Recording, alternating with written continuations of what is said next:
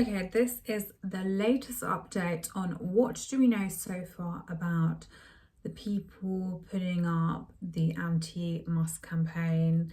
I'm doing these videos and research sort of as and when as I go, so it's an evolving process. The first thing to say that I've outlined in my first few videos is that we know for definite that there are 5 groups involved in these protests. 2 are hard left German groups. One is called Adenauer SRP Plus. One is called the Centre for Political Beauty. These are, from what I've seen, quite aggressively hard left groups. The Centre for Political Beauty has a tendency to call AfD politicians to compare them to Nazis and Hitler. So that's why, I think that's why you're seeing some of the Elon Musk posters having Nazi comparisons. I think that's the German groups, at least one of them, coming through in terms of the style of propaganda. We know that Led by Donkeys is also involved. They are tagged in a post by Adenauer SRP. It's the most basic sign that they're involved, but not least because they have tagged the Centre for Political Beauty when they did a past protest in January this year at Tesla's factory in Berlin. So it's an alliance that is working well for Led by Donkeys, so British activist groups and German groups. They're sort of socialists coordinating across different countries. They'll have different motivations why they don't like Elon Musk. In Britain, I think there can be quite a complex set of reasons people don't like Elon Musk, from the Trump, just him working for Trump, so they don't like it because they're socialists or communists, to people with electric car potential rivalries. There's a complex set of mixed reasons, but I think in the case of the Germans, they're very obsessed with the AfD, so I think that's the motivation. But either way, they work really well as an alliance. And there's also a group called Overthrow Musk. This seems to be the British iteration of this movement, and that's also tagged in, and that's on the poster that was put up, one of them yesterday, and it says, "Buying a Tesla, you may be in for a Nazi surprise," and it says Overthrow Musk. However, we do know that there have been a number of these names thrown about now. One has been called People versus Musk, and another has been called Everyone Hates Elon, and these seem to be British groups. And People versus Musk has since deactivated its Twitter page, and I've been told by a member of the team at Politics Joe that they're the same. Politics Joe, which reported on the group Everyone Hates Elon, that People versus Musk they're the same people. Are you with me? This is why it gets very confusing.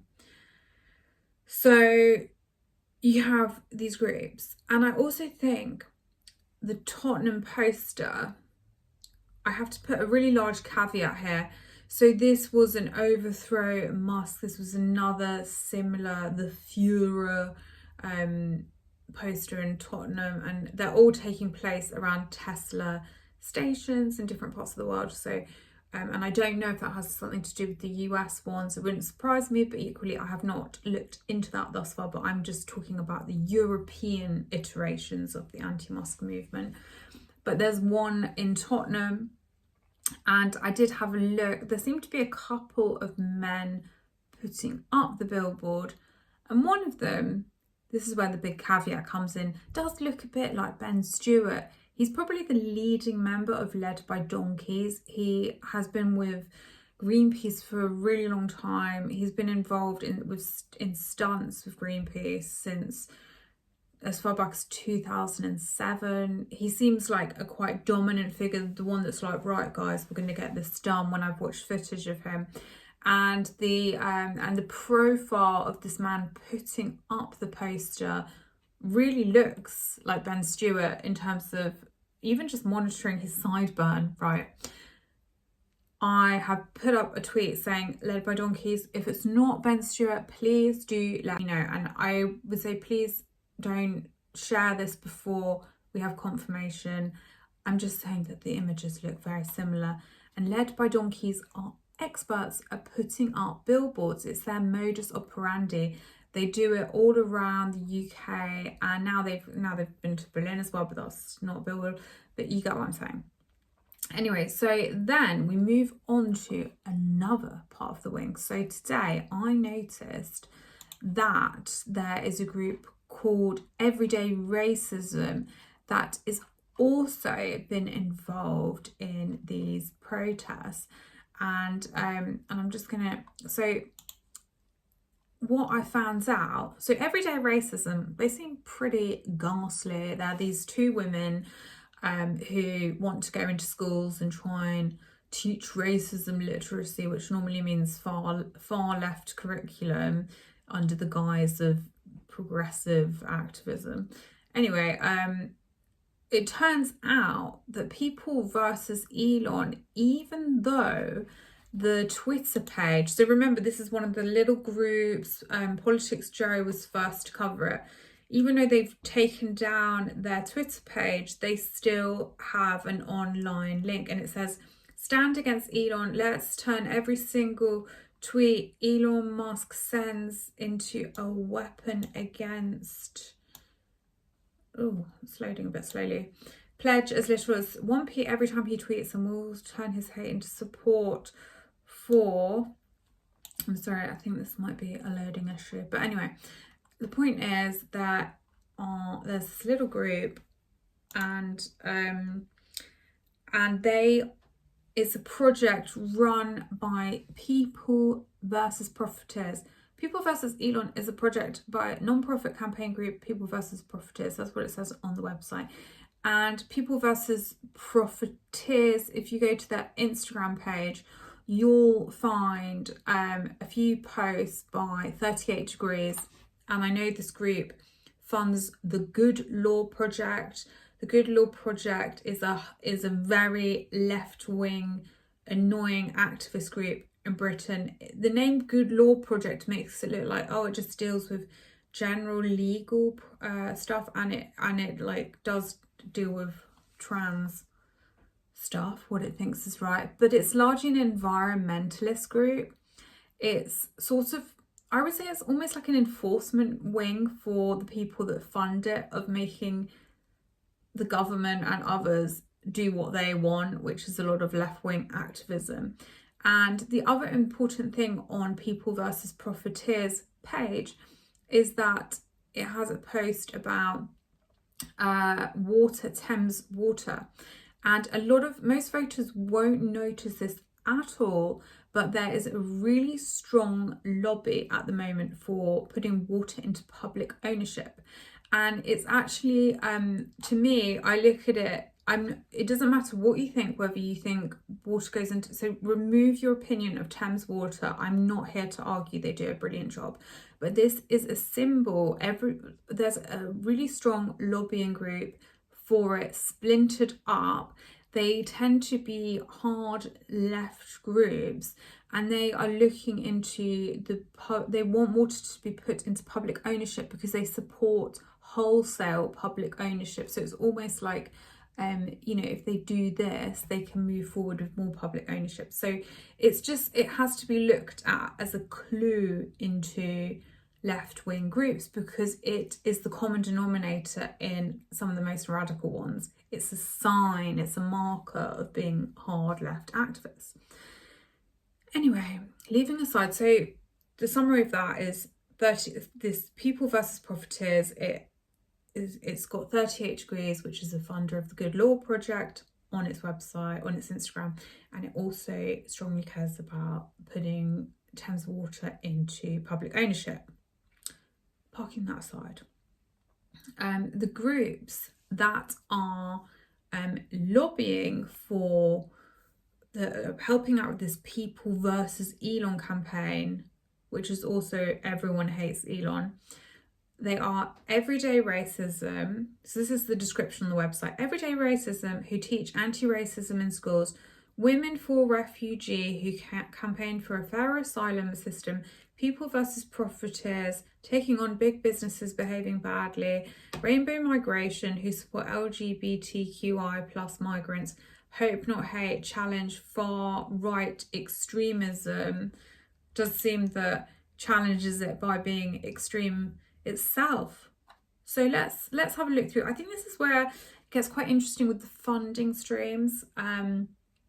So some people have been asking me who funds this movement against Musk, all the billboards, things like that. I think it's pretty difficult to say because you've got to disentangle these groups and who's paid for it and how are you going to trace all these different money chains, and that's kind of the point. It's bloody difficult.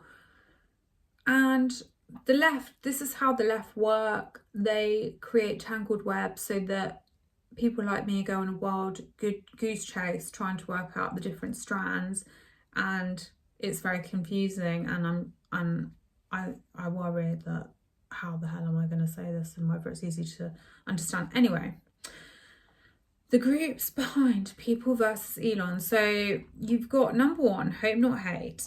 And here is where we're going to start to understand some of the funding that might have played a role, but also equally might not have.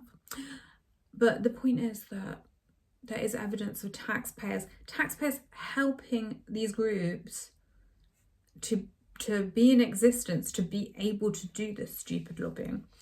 Hope Not Hate. The setup of Hope Not Hate, they have two wings. They've got a private wing and they've got a charitable wing. The charitable wing funds the private wing, and that really creates a loophole because charities aren't meant to be very political, although the Charity Commission has extremely vague wording on this. But what Hope Not Hate can do is its charitable wing, so it gets funds through that and then it gives those to Hope Not Hate, the private arm, so that the private arm can be political and it can say, well, it didn't, the funding is different. So what's shocking about Hope Not Hate is it received 148k from British taxpayers from 2019 to 20. And that was under Boris Johnson, the greatest prime minister that ever was, I'm sure you'll agree. And I mean, this is just shocking. So that means £140,000 from British taxpayers went to a charity that funds Hope Not Hate private arm, the same one that is behind People versus Musk.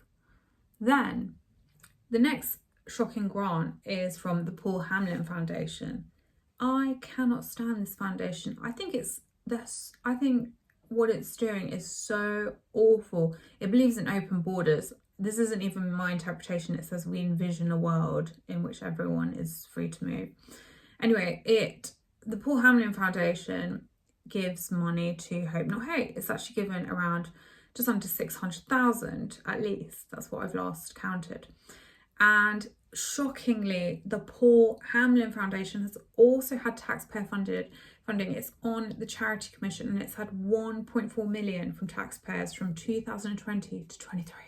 Right, I think this is unacceptable. It's so wealthy. I don't even know what is going on here. So then we get onto everyday racism. So they're another part of this People versus Musk lobby. Then we've got Rainbow Migration.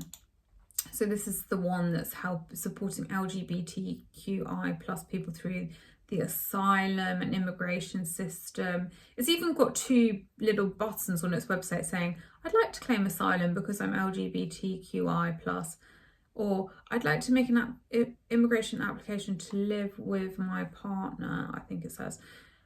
And it's like the Home Office, some sort of Home Office form. Anyway, so what's shocking about this is they're also funded by the Paul Hamlin Foundation, to reiterate, the extremely wealthy grant-giving organisation that's had 1.4 million from taxpayers from 2020 to 23. Then we've got the People versus Profiteers, and then another group is called Women for Refugee Women. So this is another group in the People versus Musk. And they are, here's where it gets quite shocking, they're funded by Comic Relief, Trust for London, don't even get me started on this trust, the People's Postcode Lottery, Unbound, City Bridge Trust, the Coots Foundation, Ben and Jerry's, which I find on so many like hard left activist groups are funding, and Quaker Trust. And Quakers are extremely left-wing in my experience when I trawl these, and they have a lot of money that they're putting into left-wing causes. So you've got the Barry Cadbury Trust, the Joseph Rowntree Charitable Trust, and I'm not surprised, because this is exactly the sort of thing that I find wealthy Quaker funds funding. The last thing, and I'm pretty sure I've probably forgotten something because it's so convoluted, is the groups that recorded the activist groups are of interest. So I've written a little piece on this. What I mean by this is, when these activist groups, some of them first appeared on the scene, who gave the media coverage to them? So there was Novara Media. Worth saying that Novara Media gets German funding from Rosa Luxemburg Stiftung. That is it's funded by German federal funds, and it also is affiliated to the German hard left party Die Linke.